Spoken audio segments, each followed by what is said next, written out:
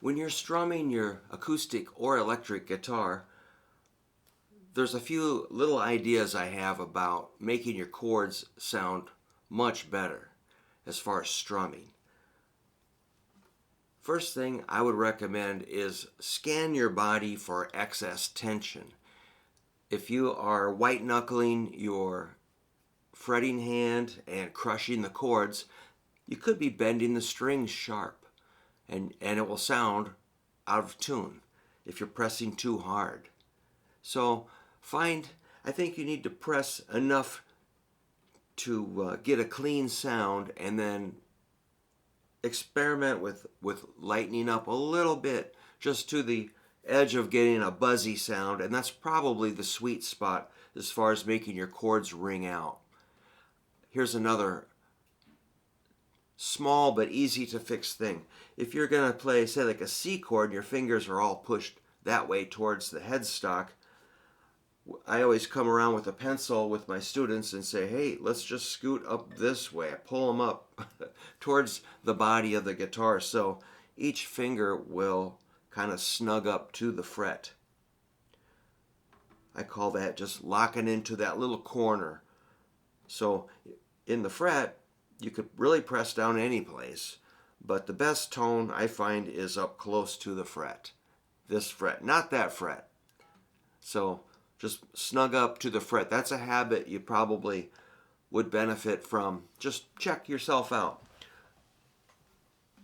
And okay, now as far as the strumming hand, there's a few things. If you play an acoustic, experiment with a lighter pick. I mean, I have a whole huge variety of picks that I grab and use every day, but if I find a lighter pick, it's kind of pleasant. Now again, don't crush that pick. Try to lighten up a little bit. I tell my students it's almost at the point where I'm gonna drop it. But then I really don't drop my picks when I'm playing on stage, but I am that light and loose with it. Unless I need to, sometimes I will tense up a little bit on, which I don't know if that's good, but sometimes I'll squeeze a little harder, but generally you don't need to smash it. I like to hold the pick on the side of my pointer finger. There's 3 bones in your index finger. We'll call this the first bone.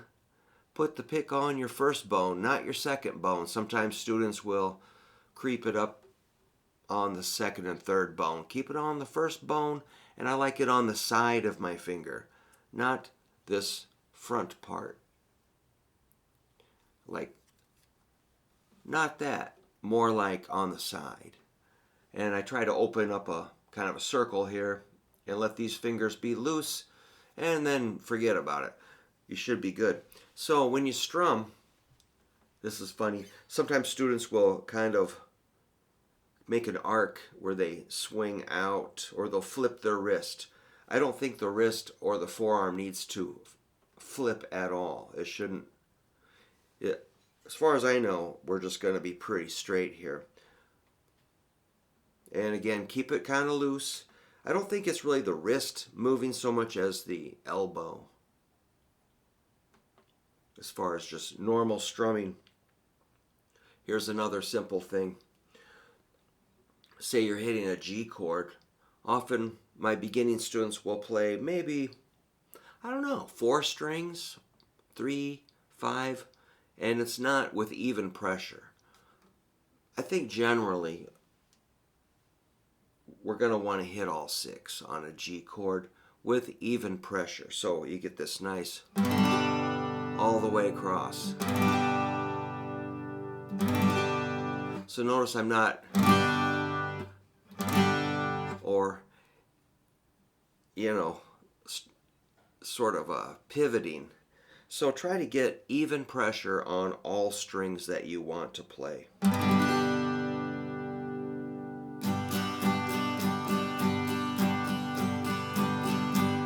And then I'm playing pretty light. I call that whispering guitar. Versus if a student insists on hitting his strings really hard, you'll get extra buzz and rattle, and it's kind of a spiky, harsh sound. And it kind of, it, oh, I can't help it. I'll have to go, okay, man, you want to hear me hit it hard? And I'll whack this 12 string, and it's pretty loud and pretty scary. It's like, I'll say, why are you yelling at me? All right, it's just fun. But yeah, you don't have to really bash it. I mean, I was playing a little extra soft, but maybe start at that lower level and bring it up a little bit, and you'll find a sweet spot that will sound perfect. Then try to maintain that dynamic. You know, if we want a level sound, we don't want it kind of loud then quiet. Maybe some songs you'll have quiet sections, but generally, let's say we're just trying to get an even sound. Just maintain that by hitting all 6 strings uniformly with the same intensity without bashing your strings. Here's another one. If we're hitting a C chord, make sure you're just going to hit 5 strings with your pick if possible. If you hit 6 strings, you're introducing an extra E,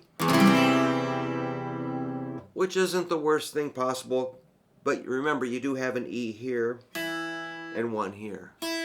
So 3 E's makes it a little E heavy, unless it's a C over E chord. Another thing I'll do is I might use my thumb to touch it on the side to maybe mute the 6th string. Or my ring finger will tilt over and touch it. So with those precautions, I can hit 6. Because the 6th string is muted pretty well. How about a D chord?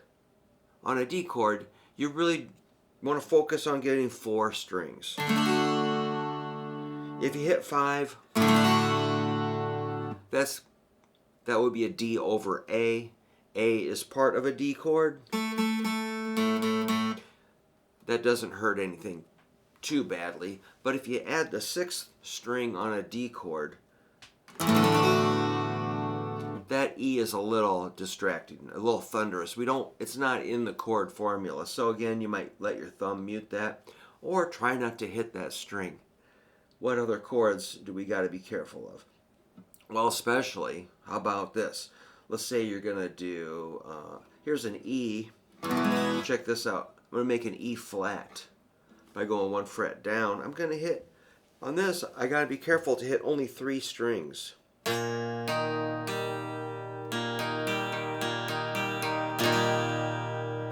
Kind of a risky chord, because if you hit more strings, it's pretty dissonant. So I actually kind of set my students up for a test on that. I'll draw that E flat out. Well, it's in my book on page, where is that? And yeah, I'm just sort of trolling my students to see what they do. Let's just check that out. On page 5 on the bottom row, this is kind of a chord review, just a fun little review of chords. On that bottom level, there's a bunch of flat chords, and so I kind of set them up to see if they can control their pick. So those are some easy things that you can try to keep in mind if you're, especially on acoustic. Acoustic is kind of sensitive, but it goes for electric too. One bonus thing is failing to count when you're strumming. I do have a page showing some pretty basic strum pattern. That's page 4. No, it's not. Page 2, I think it is. Let me just play a strum pattern for you. 1, 2. All right.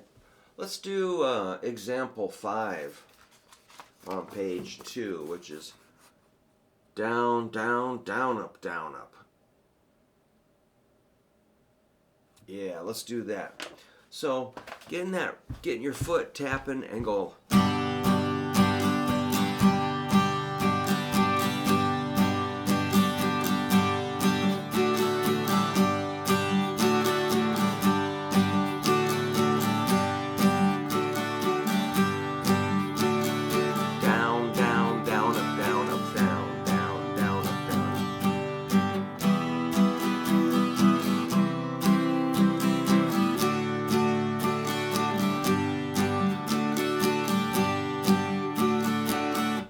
was keeping it pretty steady for tempo, tapping my foot, kind of remembering that strum pattern, down, down, down, up, down, up. You could count 1, 2, 3, and 4, and I was being pretty careful not to hit the wrong string and play evenly. So that's a lot of stuff. I hope I wasn't doing this or anything. So it seems to be at the elbow, not really, the wrist isn't flipping out or anything, or isn't moving this way or that way. Nothing, there's nothing happening really. It's just pretty loose. My wrist is pretty loose, but I'm keeping it pretty straight. Keeping that pick on the side of my index.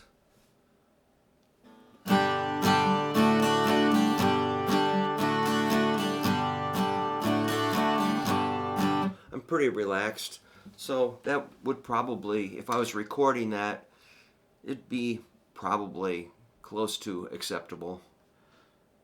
Getting in the ballpark. All right, well, I hope that was helpful for a couple of people.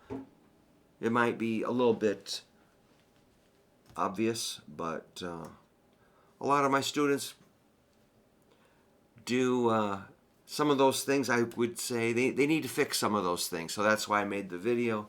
So thanks a lot. If you're interested in my book, they're 20 bucks. I have a second book that's mostly like chord progressions, arpeggios, blues, riffs, hot licks, just fun things to play on guitar. This one's got quite a few pages. 66 pages. This one's 46 pages. They're both 20 bucks. And you can just email me, hooverguitar@yahoo.com, or there's an eBay link down below in the description. And if you got time, give me a thumbs up or subscribe. That would be awesome. So, good luck with guitar. Keep playing. It's good for you. All right. Thanks.